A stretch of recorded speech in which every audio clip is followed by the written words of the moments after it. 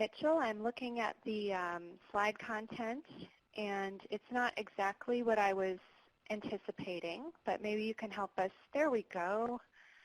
Thanks. Welcome, everybody. This is Teri from IMLS and Grants to States specifically.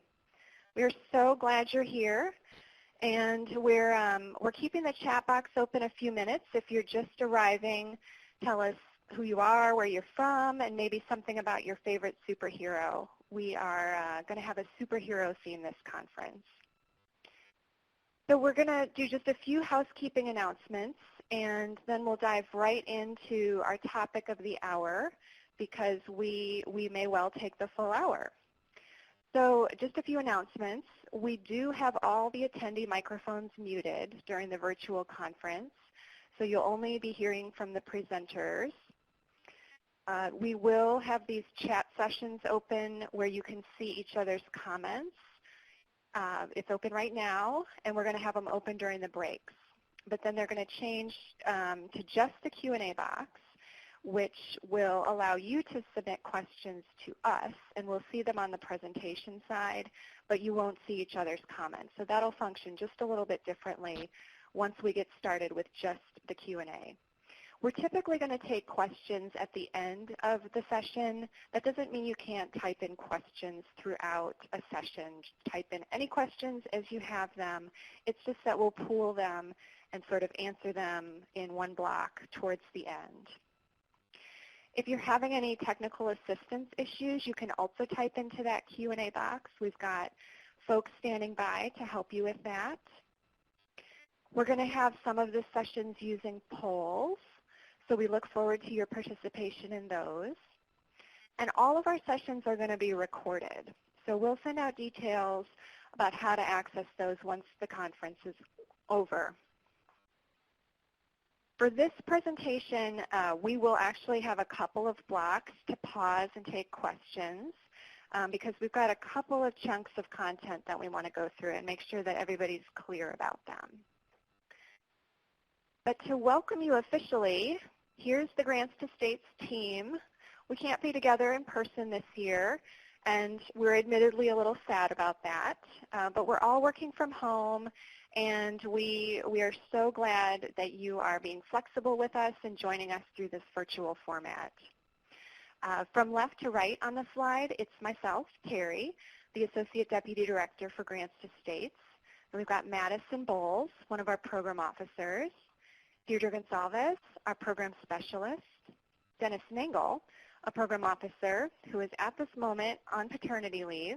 Congrats to Dennis and his new baby boy. And then we've got Michelle, who's our third program officer for the Grants to States program, and that is our team. We hope you are all safe and well out there wherever you're tuning in from. And because of the heroic efforts that you have been through over these past few months, we have designated our theme for the year as superheroes. We did a little icebreaker at the beginning around that. You won't hear a whole lot about it in this particular session, but we will have some superhero themes emerging later on.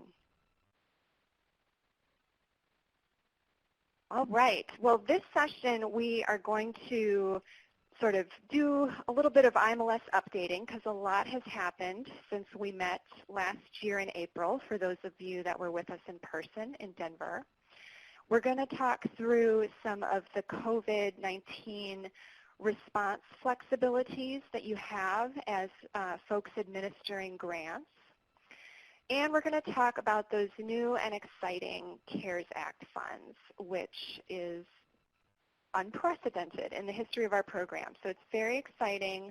We're all learning and going through this together, so we want to be sure to cover these important topics right at the outset.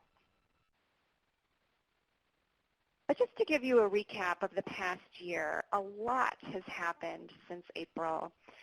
We got a new Deputy Director for Library Services, Cindy Landrum, over the summer. Shortly after she arrived, the discretionary program issued our first Accelerating Promising Practices Awards. These are designated for small and rural libraries. And we know that many of you reach small and rural libraries, but it was new and exciting for IMLS to do this grant program as a direct grant program through our discretionary team. And we thank you for all the work that you did to help amplify and sort of coach small libraries to the finish line. And we saw that those efforts really paid off, so thank you. In October, we rolled out a whole new system, our electronic grants management system, and all of you came on board with us for that. We launched the system, had a rollout, had a webinar, and it has been going really well, which is thanks to you learning the system and navigating it with us for the first time. Then in January, we got a new director, Crosby Kemper. As many of you know, the IMLS directorship is a 4-year term with now a 1-year sort of option year. And our director rotates back and forth between libraries and museums. So Crosby comes to us from Kansas City Public Library and represents the library side of the house for the next 4 years. He, of course, represents museums too, and he's learning and has been thrust into really exciting stuff ever since January, as you can imagine. Also in January, we issued our first Grants to States Award under the new Museum and Library Services Act.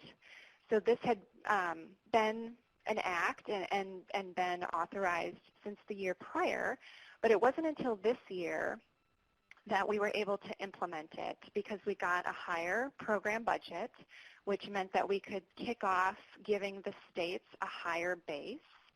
And we also rolled in, for the first time, 3 freely associated states into the program. This was Palau and Marshall Islands and Micronesia. They had been part of our Pacific Competitive Award program up until this point, but now for the first time, they're getting their own allotments. So it was a really exciting moment for the program.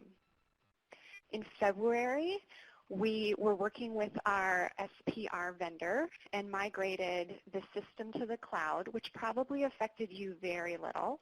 But on the back end, it was one of the last remaining systems that we had in a server on site. And so for the agency, it was a really big milestone, and it went pretty darn seamless. So we're excited about that. And then we started responding to coronavirus. And by April of this year, we had sent out to you $30 million in CARES Act funds through the Grants to States program. And we're going to talk more about that. But it has been quite a year, and you should all be very proud of yourselves. The one thing we would have touched on probably in more detail if we'd had a traditional conference and more time, but we just wanted to touch on it here, is that in the space of a year, we've gone from just kind of talking about our eGMS system in the abstract to all of us fully using it. This is a system where you can manage awards, we can see award details, you can request payments instead of sending us separate emails. You can see the progress of those payments. It's a place where you can send official grant communications to us, and it gets sort of appended to the grant award, and it's there for perpetuity. And it's a place where you can access reporting schedules and so much more. And we thought it was worth revisiting one guidance area that is pretty specific to grants to states and eGMS. So it's basically, when do you use eGMS to communicate with us, and when is it better to just use something like email? So for us, as we think about eGMS, it's really the record level activity for the program. It's the kind of thing that we used to print out on paper and put in our paper files. And so for us, that is things like equipment requests when you come to us for prior approval, when you want to buy something for over $5,000 for one single item. It's when you submit your certifications for the year, when you submit to us a maintenance of effort waiver request. As I said on the last slide, eGMS is where you now make your payment requests. And if you have any other official requests that require IMLS approval, we want you to be using eGMS Reach. It's not the end of the world if you don't. We can always append our email chain of conversation with you to eGMS on our side, but it's just kind of a helpful concept to think about, that this is a record-level correspondence. Email's perfectly fine for a lot of other things. If you have allowable cost questions that you want to bounce off of us, we're happy to answer those through email. If you're having SPR issues or want to send us general feedback. If you need to make contact changes to the personnel that we send messages to occasionally, there's a designated form for that in the state program report. So continue to make those changes in the SPR. We don't want you to have to, redundantly make those changes in eGMS and SPR. So just make them in the SPR and then notify us through email, because unfortunately we don't get push notifications that those changes have happened. We still have a designated email box for quarterly grant accrual reports, and that's here on the slide, the LSTA QRTA email address. And we still want your grants to states reports to go through the SPR. There is a module in eGMS for reports, and we know that it can be confusing. But for us, we want you to submit through the SPR only, and then we do a little back-end work to reflect things in eGMS for you. But for your purposes, reports still go through the SPR. So we thought this slide might help clear up when to use eGMS and when to just use other channels.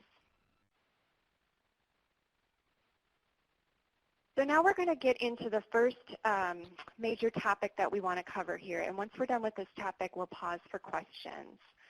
COVID-19 has had an understandable impact on how we all do business. It's affecting our conference right now.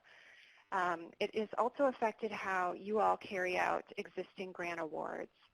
So we are going to revisit some of the flexibilities that are available to you as pass-through organizations. You have a very specific type of grant that is different from a lot of other IMLS grants. And so we just want to differentiate what IMLS as an agency is telling grantees and what you need to pay attention to as grants to states grantees. And a lot of this is going to recap some of the information we've already sent you. Most specifically, probably most pertinently, the early April message that came from me called COVID-19 Guidance for Your Open Grants to States Awards. That is the specific grants to states lens on all of the COVID-19 flexibility stuff. If for some reason you did not get this message, it would have gone to your chief officer, your LSTA coordinator, and your designated library development contact. Those may not be job roles at your agency, but they are job categories that we have defined at IMLS. So ask one of those folks if they can forward the message to you, or connect with your program officer, and we can make sure you get a copy of that. Basically, this message was our interpretation of information that IMLS put on its website. You are, of course, welcome to see the information that IMLS put on its website. It's just that that information is often couched in a discretionary grant lens. So it's not all going to be applicable to grants to states. And the website information that we have up for our agency is sort of another lens. It's an interpretation and our implementation of what we heard from our Office of Management and Budget, which sent out a memo to all federal grant-making agencies about the new flexibilities that they have offered us. And of course, your program officer is always a resource on these issues. A lot of what we're covering is on a case-by-case basis. We hesitate to make blanket statements about what you can and cannot do because there are often so many nuances to how you're carrying out your programs. So we encourage you at the end of the day, if you have questions, just to come to us and we will try to get them clarified. So the scope of what we're talking about here are your two open awards that were happening as of late March, because that's when we got the guidance from OMB. So this was open awards for fiscal 19. That's the grant that's coming up with an end date of this September. And then your fiscal 20 award, which will end next September. So a reminder that anything on our website around COVID-19, and there is a whole FAQ page on this, is targeted to IMLS discretionary awards. So where on the website it's going to talk quite a bit about no-cost extensions, because that's a very common thing for discretionary grants. Extensions, we want you to know, are quite rare for grants to states. You get awards every single year, and you have overlapping and parallel awards to keep track of. So as much as possible, we're trying to have you use the flexibility within those multiple awards that you have, rather than asking for an extension, which starts to throw off the whole cycle. They are possible, and we'll talk about that a little bit at the end. The other thing on the website is that you're going to see some references to things like approval requests and asking your program officer for approval. So the flip side of the extension coin is that you actually have a lot of flexibility when it comes to doing things without IMLS approval with the Grants to States program. So that is a plus. There are a few exceptions. We have some new flexibilities in particular, and we're going to cover those on later slides. But we've already approved your 5-year plan, and so that is sort of the stamp of approval for the 2018 to 2022 cycle for you to make the kinds of adjustments that you need to make at your own discretion. And the other thing the website will talk about, if you look at the COVID-19 FAQs, are change requests in eGMS. And we are not using in the Grants to States program eGMS change requests, so that you would need to initiate one of those to ask for this kind of flexibility. Instead, we will document some things on the back end, and we just want you to know that that's not a mechanism that you need to use. So first, let's talk about that existing flexibility that you already have in Grants to States.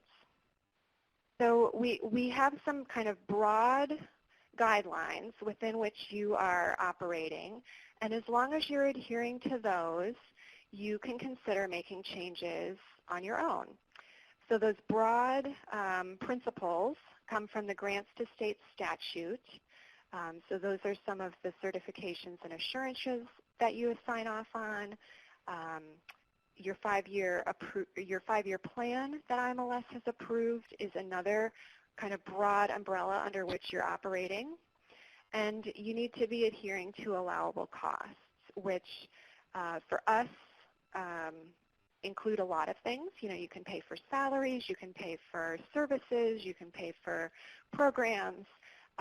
We don't want you to pay for things like advocacy or entertainment. So there's a few unallowable costs, and as long as you're steering clear of those, you know, you can make some of these decisions on your own. So we know with COVID-19, we've heard a lot about folks having to make alternate plans for in-person events. So that's fine. If you need to pivot from, much like we did for this conference, an in-person event where people would travel and be together in a space that's not healthy at this time that we're in, and you need to make that a virtual event, that is perfectly acceptable for you to make that decision and go forth and do it. You can also make in-scope changes at the state or sub-recipients level. And for us, in-scope, again, kind of points back to your 5-year plan. Are you still adhering to the goals that you told us that you were going to tackle for this 5-year period? If so, then you are probably working within a scope where you don't need to ask our permission to do different things. We do have some new flexibility. This is from our Office of Management and Budget, and it applies to multiple grant agencies across the federal government. So if you have these kinds of needs, we would just ask that you reach out to us for prior approval, because they are exceptions to a lot of what we've talked about so far. So one of the areas we realize may need to be charged to a grant is if you've done everything you can possibly do to pivot away from an in-person meeting, but you've still got some unrecoverable costs. that is one of the areas that you can write to us and ask for that to be charged to the grant. And we just need to document that on our end. The second area is around salaries and benefits that would be charged under unexpected or extraordinary circumstances. These need to be, if they're going to be charged to the grant, consistent with the institution's own policy of paying salaries. So if an institution is not paying folks salaries whose work has been disrupted by COVID-19, but you want to come and ask for those salaries to be charged to a grant, then that would not be an acceptable approval that we could make. It has to be consistent with the institution's own policies. And these don't necessarily have to be formal and codified and in writing in a very formal way, but as long as there's some semblance of a policy. We realized a lot of this stuff was happening quickly at the local and the regional and state levels, and so some of these things may just be written down in an email, for example. But if you give us a semblance that there's a policy there, then we can approve also charging things like that to the grant. So with these types of questions, we want you to reach out to your program officer, and they'll tell you the specific things that we need to know. Basically, it's things like the estimated dollar amount that you'll be charging to the award, which grant year this is going to apply to, and then if you're charging salaries and benefits, whether it's consistent with the institution's policy. The OMB has given us, for now, and this may change, but for now, we know that we have these flexibilities for 90 days. The memo was issued March 19th, and so that gives us through mid-June to be able to approve these new types of charges to grant awards. So if you find yourself in the situation where you think you might have some of these costs that need to be approved by IMLS before you can move forward and charge them to the grant, what we're asking is that you do this as soon as you can and reach out to us so that we don't find ourselves in a position at the end of June saying, oh, I'm sorry, you came to us too late and we can no longer give you approval for these kinds of flexibilities. So we've got through June 17th at the moment, and if this changes, we will let you know. But for now, maybe check with your subrecipients, do a little due diligence so that we can smooth this transition and give you the approval you need to charge things to the grant award.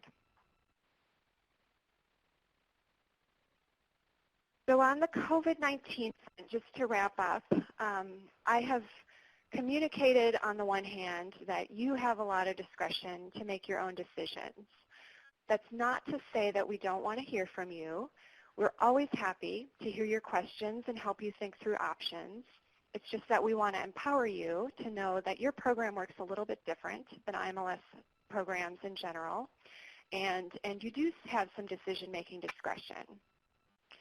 Most of the scenarios that are happening out in the field have a lot of case-by-case aspects to them, and so we have not gone here into making kind of blanket statements about what is and isn't allowable, but we're happy to, again, talk through options with you and help you figure out what might be the best course of action.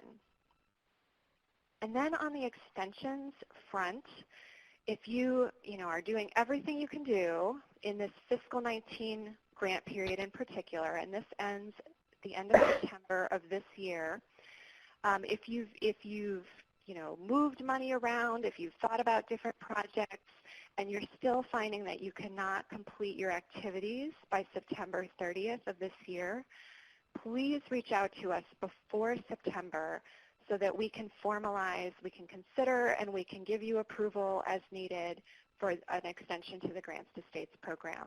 It's rare, but it is possible, and we just ask that you would do that early enough so that we can weigh everything and give you a good answer. So with that, I want to pause and see if there are any questions on anything we've covered to date before we jump into the CARES Act portion. I see we have a few questions, and I'm going to turn it to Deirdre to help me moderate this section. Absolutely, thank you. So we do have a question about the salaries.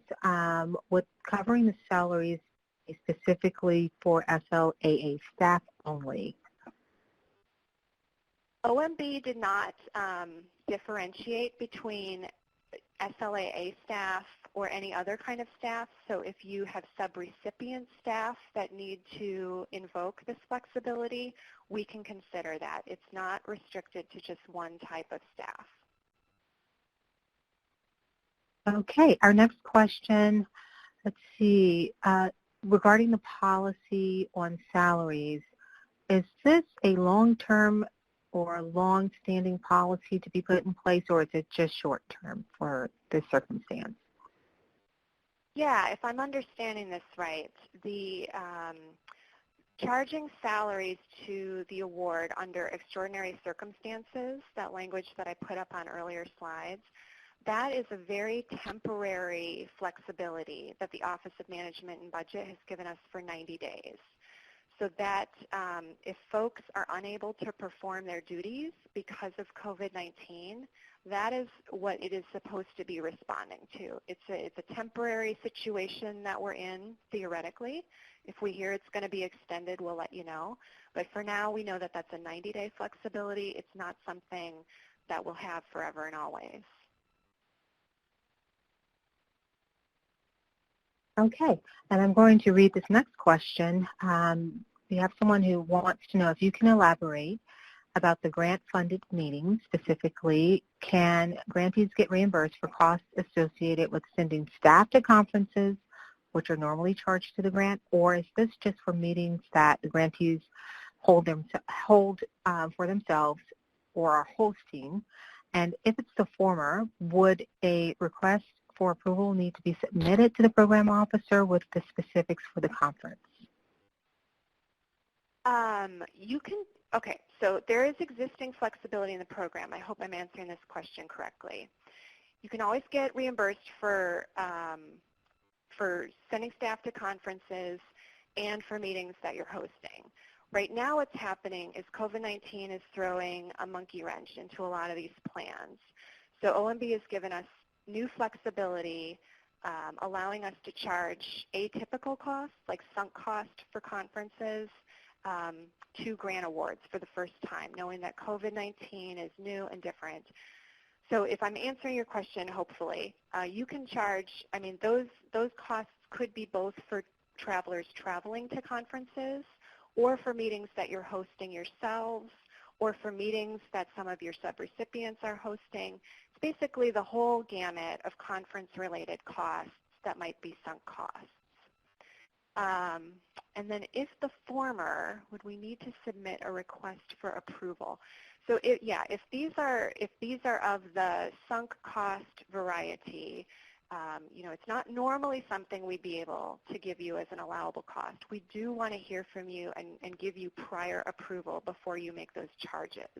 We need to document that in writing because with this flexibility that OMB is giving us, they're going to want a report from us as to how many of our grantees took advantage of these flexibilities. And so we're documenting them on the back end. So we do, in these cases, want you to come to us for prior approval. I hope that answers the question. Okay, and someone wants to know if a library is currently furloughing staff, if salaries can be charged to the grant. So this is probably one of those case-by-case basis things, but I'll speak in broad brushstrokes. If the library has an existing grant award and they had existing grant funds paying for salaries, and because they're now being furloughed, they're unable to carry out the grant-making activities as originally outlined, then you could come to us and ask for some of these flexibilities around charging those salaries to the award, as long as that same institution would do the same kind of thing if they were not paying for salaries on grant funds, if they were paying for those salaries on their own institution funds. So there's a couple of flavors of that, but come to us with anything like that, and if we don't have enough information right off the bat from you, we'll ask a few more questions. think we have Okay, and time another for a couple more. Yeah. another salary question. Is flexibility regarding salaries not previously covered by the grant? This exact type of flexibility, which is very much related to COVID-19 response, has not been covered by the grant in the past. And because OMB only issued its memo as of March 19th, we would only be able to grant sort of retroactive prior approval back to March 19th because that's the first day that we had the flexibility to make those requests. So yes, it has not been previously covered by the grant. COVID-19 has kicked off a new wave of flexibilities for us. Okay, and here's a different type of question regarding extensions. So if a grantee is granted an extension, is there a usual set amount of time for the extension? That's a great question. This has to be determined by you as the SLAA. So there's no set time period that we recommend. We want you to be able to finish all of the activities that you have outlined for that grant year.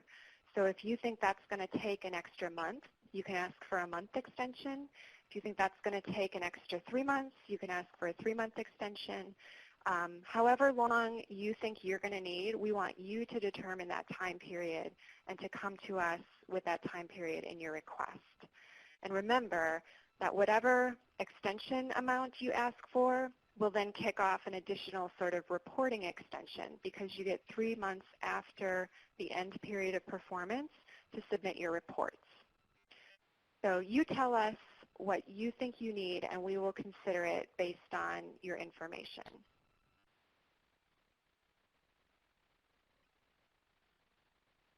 Okay, and there are currently no additional questions at this time. That's great. Thank you all for those great questions. And if you have more on COVID, go ahead and continue to ask them, and whatever we don't get to during the presentation, we will follow up with you afterwards. But now let's move into CARES Act funds. This is part of one of the waves of stimulus packages that Congress has authorized in response to COVID-19. And I think it speaks very highly of all your work in the field and your reputation as good stewards of funds that IMLS was given $50 million to administer as part of this package. What I will say at the outset, this slide deck was finalized late last week, and on that very same day, IMLS announced its new discretionary opportunity through the CARES Act. And I do not have any slides on that, so I'll talk about it just super briefly. We've got two kind of pools of funds going right now with CARES Act and IMLS. $30 million was originally granted out to all of you, and I will be talking about that. An additional $15 million was just announced last Friday in the form of discretionary competitive awards. Those are going to be available to libraries and museums to apply to IMLS directly. The deadline for that is going to be June 12th, so it is a rapid turnaround program, sort of in keeping with the emergency response nature of the funds. All of you are technically eligible for these grants, and many of your stakeholders and libraries that you work with will also be eligible for these grants. There will be a webinar this Thursday at 2 p.m. Eastern Time. So if you haven't gotten enough IMLS on Tuesday and Wednesday of this week for the virtual conference, you can tune in again on Thursday at 2 p.m. Eastern, where there'll be a webinar specifically around this discretionary pool of funding.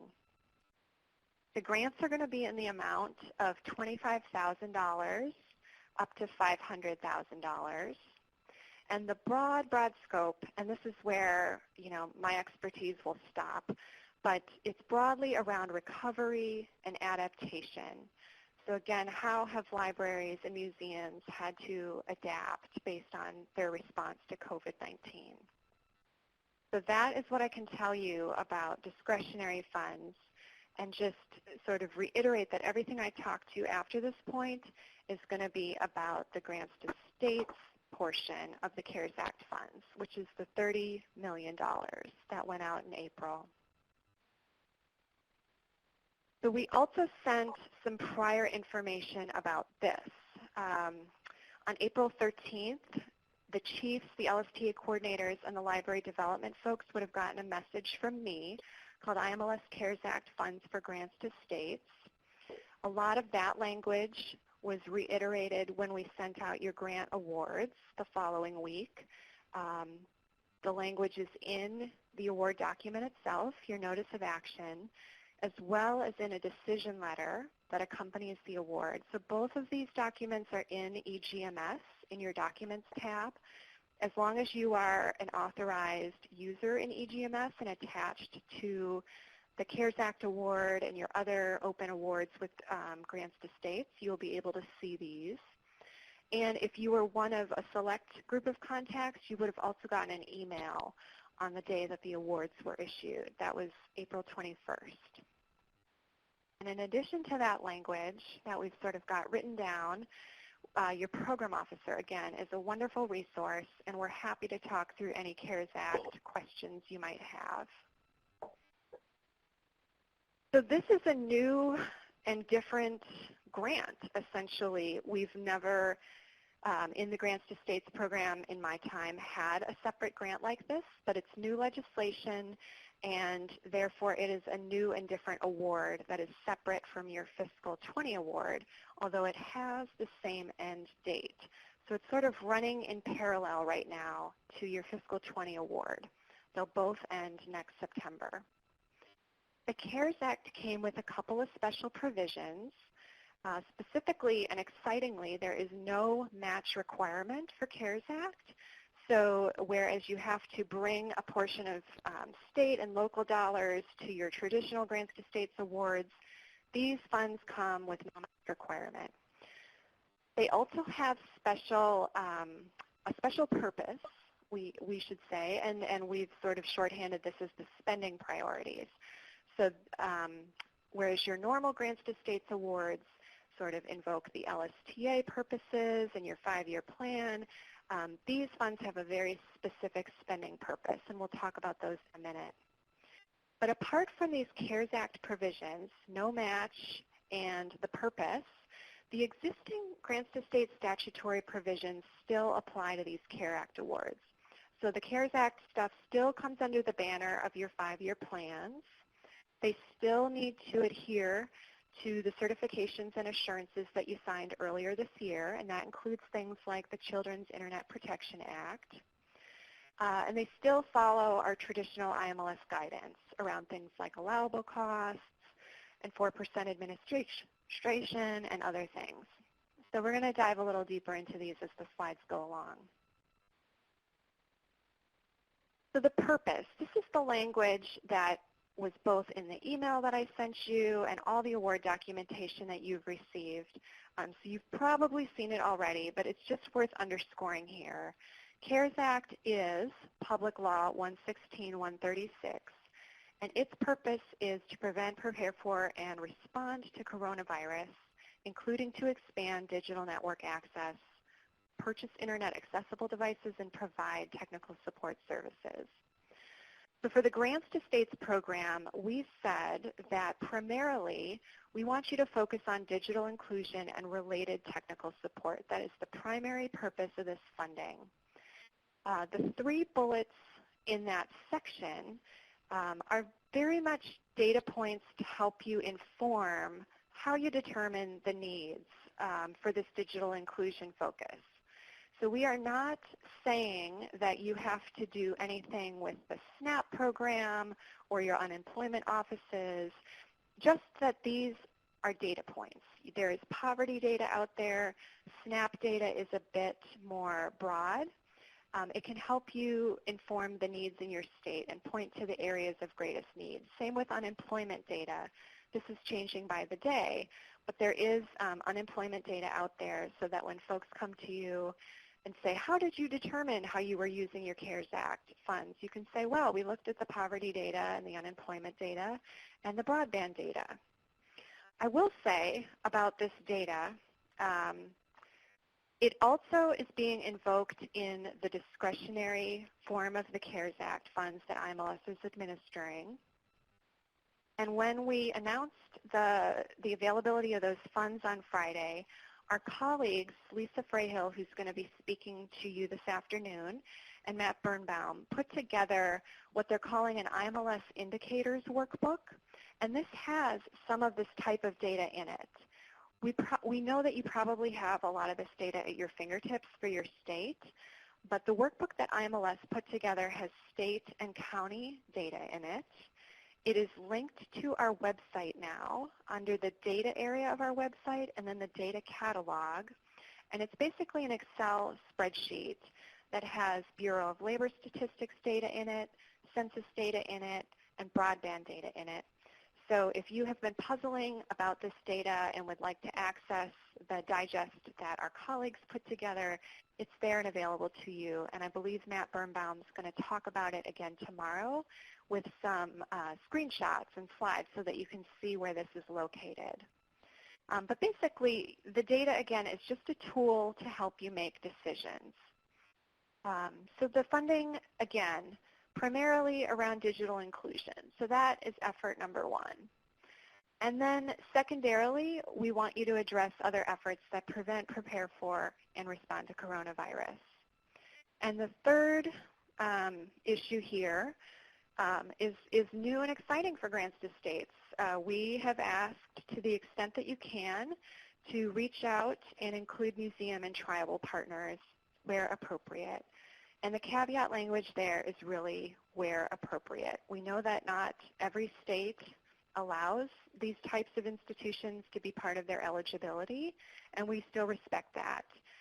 There's probably some creative ways that you can partner with them, but again, it's not required.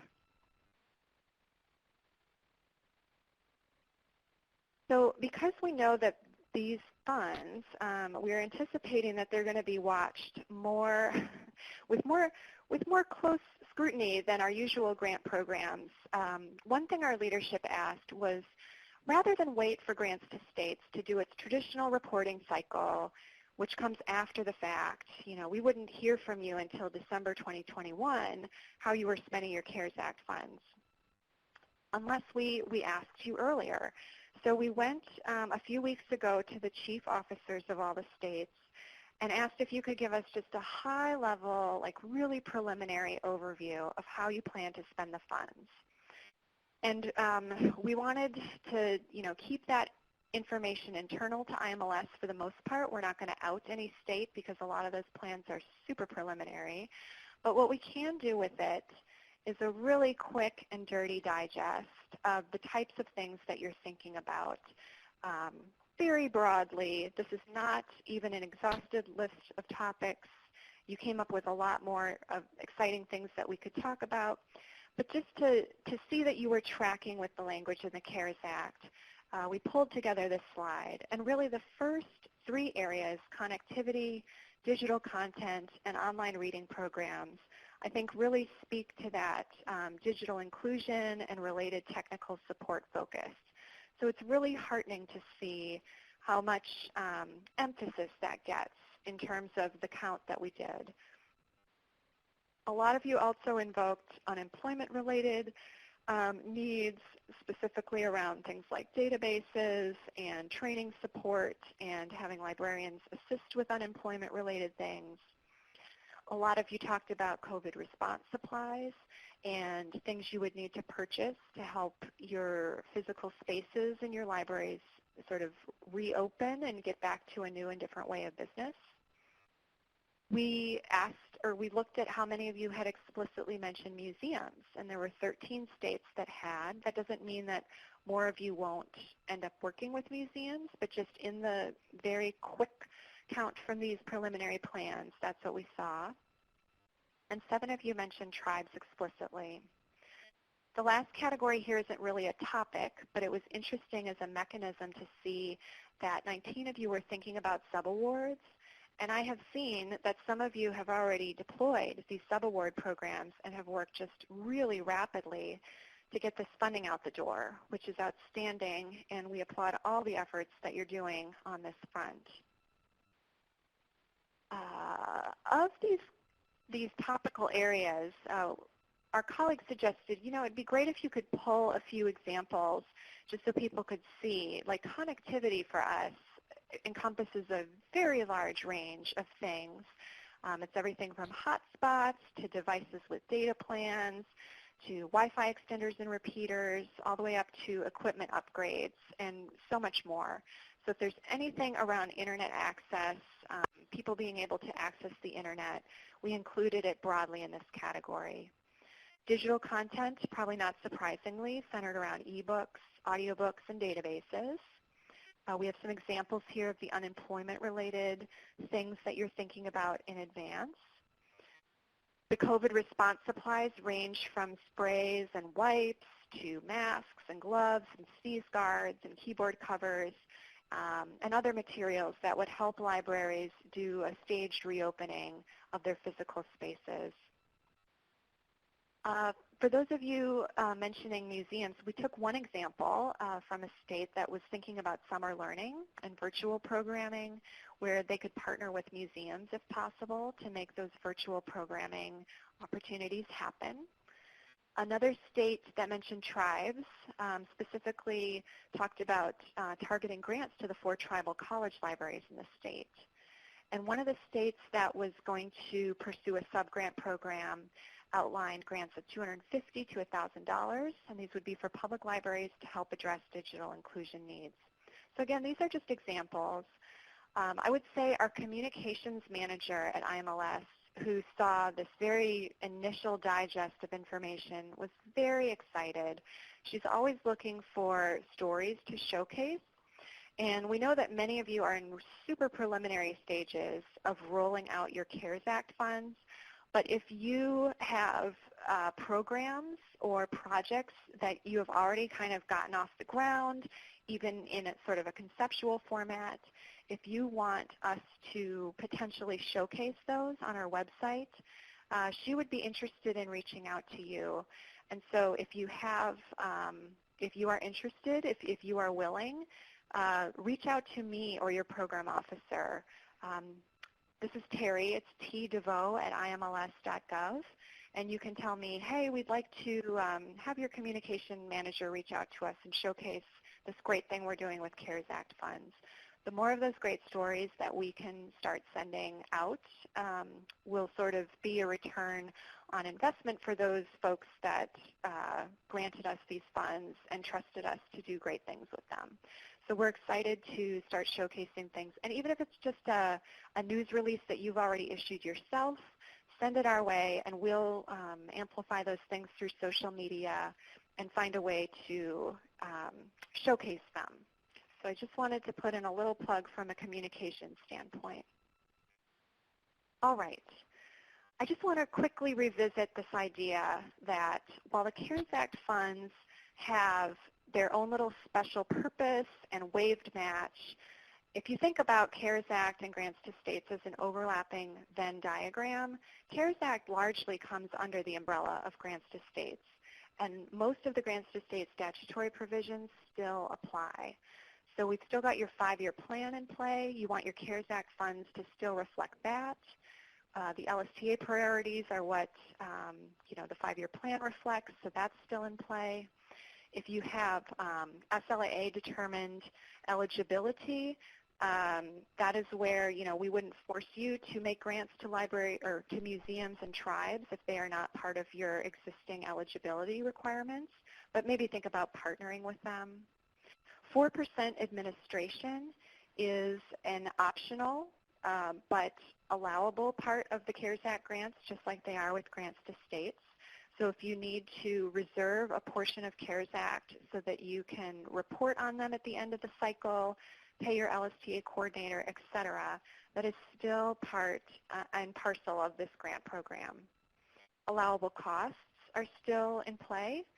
So we don't want you, again, to be doing things like throwing entertainment banquets or lobbying with CARES Act funds. Just as they are not appropriate for grants to states, they're not appropriate for CARES Act. And things that you certified and signed off on, like Children's Internet Protection Act and non-construction, still apply to CARES Act. So I'm going to give those two topics a little bit of extra time on the next slides.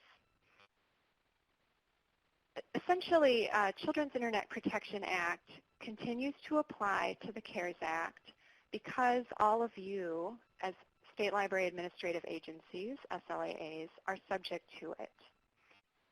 If you're thinking about giving CARES Act funding or devices to libraries, if they receive E-rate funds, then they are already subject to SEPA.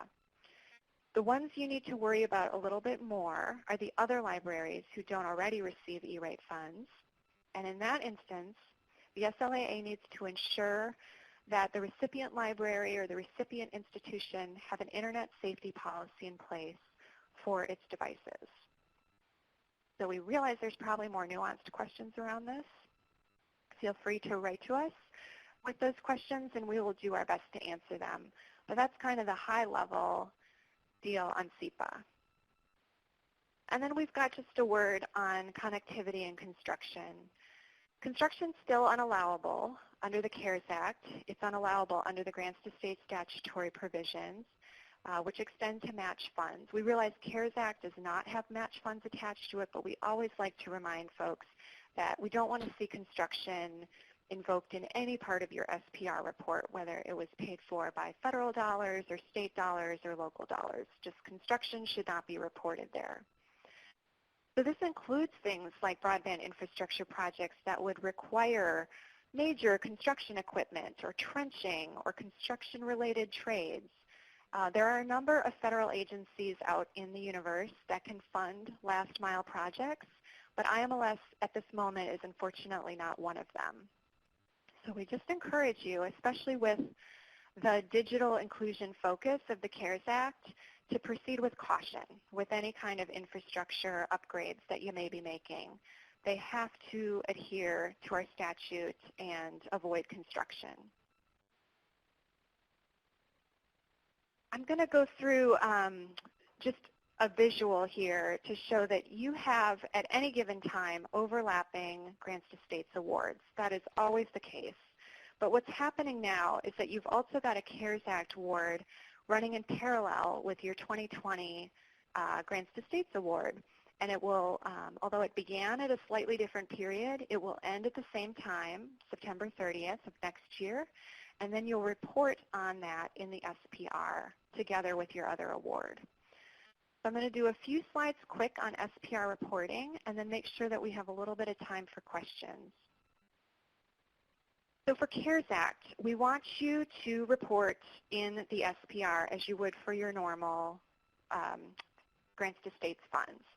So the first reporting that we're going to see on this will actually be this coming December, and it's financial only, because you will report on both your fiscal year 20 and your CARES Act awards in your interim federal financial report.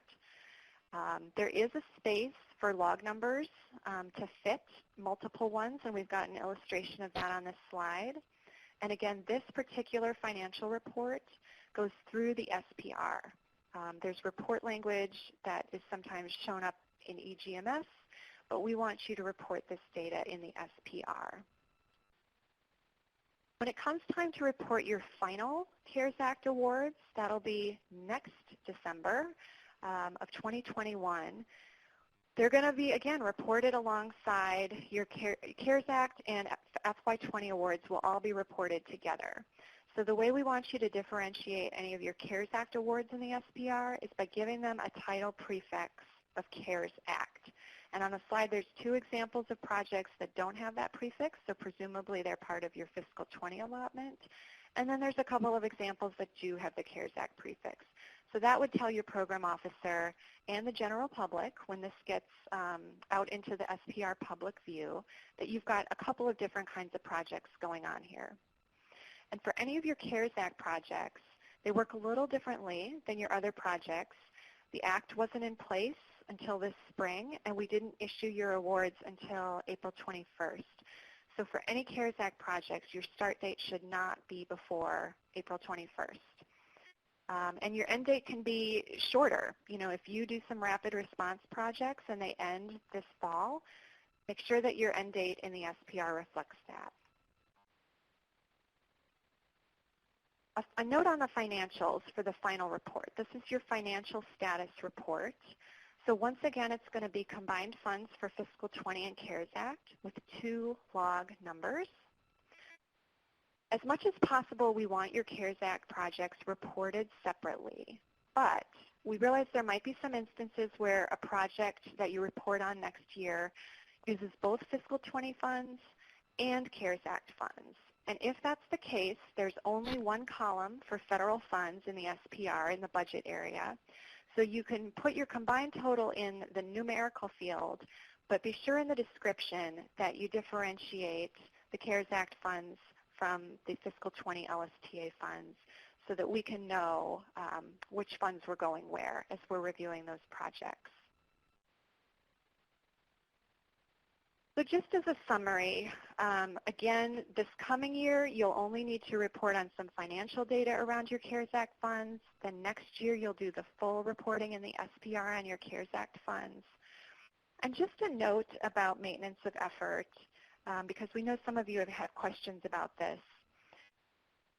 MOE is always based on your 3-year average, so we are not expecting you to report more MOE funds next year because you received additional CARES Act funds this year. It's still based on a 3-year average. And we'll still have the future MOE waiver process for any states whose budgets were affected this year and in future years. We understand that budgets are very much in flux right now, and we will have the existing mechanisms of the MOE waiver process to address those. And just a final note, in the SPR system, we know that especially with the final financial status report, the FSR, there's some auto calculations that happen around match in particular, and we are already working with our vendor to make sure that things are appropriately reflected there next year. This will not affect your interim FFR, but it is a note for the final, so we have time to work it out. This is, I mean, at the end of the day, an unprecedented moment in the history of our program, and we know that you are all rising to the challenge like superheroes. So we'll just end by saying we're close to the end of the hour. We're probably not going to get through a lot of questions, but we're happy to talk through individual concerns. We'll follow up after the conference with individual questions that you've asked here. And we just want to thank you now for all that you do to serve communities in need. It is more important than ever. So Deirdre, with our last 2 minutes, would you like to surface a question or two? Sure. So I have 2 questions regarding, I guess, construction costs. One is labor for installing sneeze guards and other protective devices covered by this funding? And is internal cabling allowable, or is it construction? This might be case-by-case questions. We tend to say if things can be installed without specialized labor, like if a staff member could install something with a screwdriver, and if it's movable and could be, you know, disassembled and taken to another place, then it could possibly be allowable. But as soon as you start to invoke like specialized construction trades and construction equipment, you're probably tipping into the balance of unallowable. So if you want to follow up with a specific example, your program officer can help you make that call. Okay, and a broader question is, the CARES Act applies to both libraries and museums, question mark? CARES Act, yes. The broader CARES Act, which was the public law, mentioned both libraries and museums and also tribes. The grants to states portion of the CARES Act is administered by all of you. So we, because it's statutory, defer to your eligibility requirements, and you set that eligibility. So if you can make grants to museum libraries, for example, then they would be eligible entities if you determine that's how you want to use the money. But ultimately, a lot of that eligibility is up to you. Okay, and just one last question. Would you be able to share any examples of rapid response projects?